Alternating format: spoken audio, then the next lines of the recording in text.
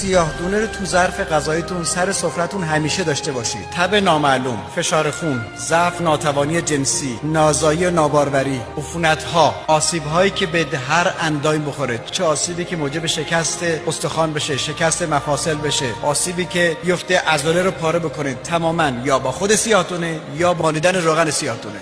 تب مزمنی من با سیاه‌دونه درمان کردم که 7 سال به شکل مداوم تب داشته. خوب اثر بکنه، به آرامی بجوید و ببلعید. بیماری‌های مجاری ادرار، بیماری‌های کلیوی، سیاه‌دونه رو پود بکنید با 2 برابر 3 برابر عسل یک قاشق مرب بخورید. برای غلظت خون همین. سنگ کلیه با سیاه‌دونه عسل قابل درمان است. سنگ کلیه‌ای که حتما باشه سنگ شکن بکنید، دفعش بکنید، سیاه‌دونه با عسل. حالا اگه سنگ خیلی بزرگه، هر 8 ساعتی قاشق، هر 4 ساعت هم میتونید. فقط عوارض این سیاه‌دونه عسل اینه که اگه زیادی بخوری افت فشار میده. اگر زیادی خوردید افت فشار داد، یه خورده عسل بخورید جبران میشه.